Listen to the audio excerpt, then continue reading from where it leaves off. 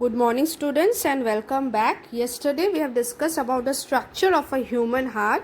Today we will see a 3D animation of how heart walks. Walking model of human heart. Now let's have a look. The heart is divided into 4 chambers.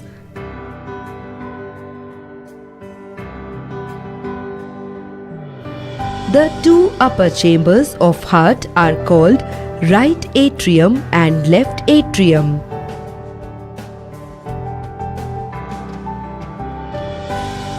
And the 2 lower chambers of heart are called right ventricle and left ventricle.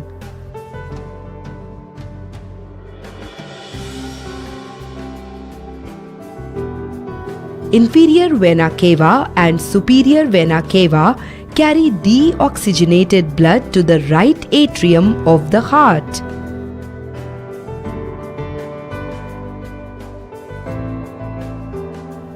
Blood flows from the right atrium into the right ventricle through the open tricuspid valve.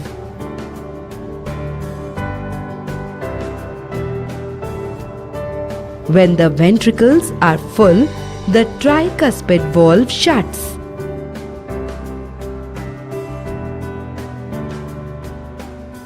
Blood leaves the right ventricle through the pulmonary valve into the pulmonary artery for oxygenation.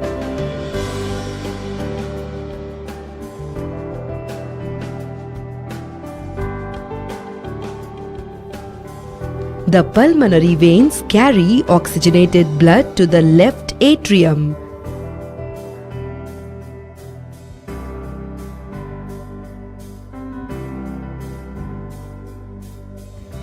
Blood flows from the left atrium into the left ventricle through the open mitral valve.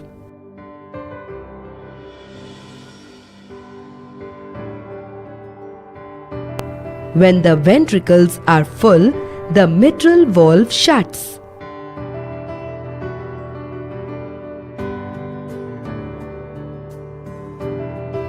Blood leaves the left ventricle through the aortic valve into the aorta and to the body.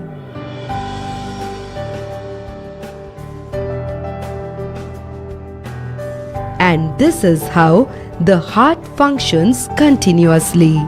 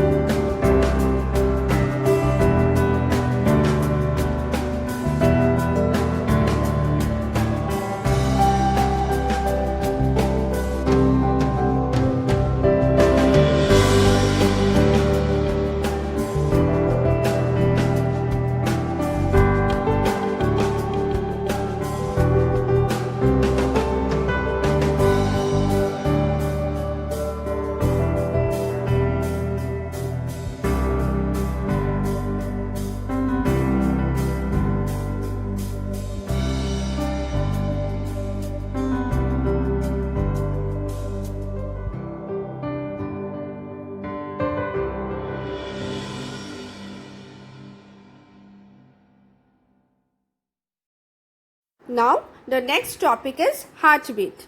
So heart is a pumping organ which undergoes rhythmic contraction and relaxation. The heart contracts and relaxes. This rhythmic contraction and relaxation, they together constitute a single heartbeat. Now on an average, the human beings have 72 heartbeats per minute. However, this value may vary from person to person and it ranges somewhat between 70 to 80 heartbeats per minute. The normal value can be considered in somewhat between 70 to 80, but the average value is what? 72 heartbeats per minute.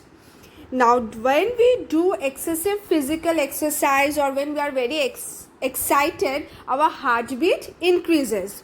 Now, this heartbeat can be heard with the help of an instrument. Name of that instrument is stethoscope. I think all of you have seen this instrument in a doctor's clinic. Whenever you visit a doctor, your doctor always checks your heartbeat with the help of this instrument.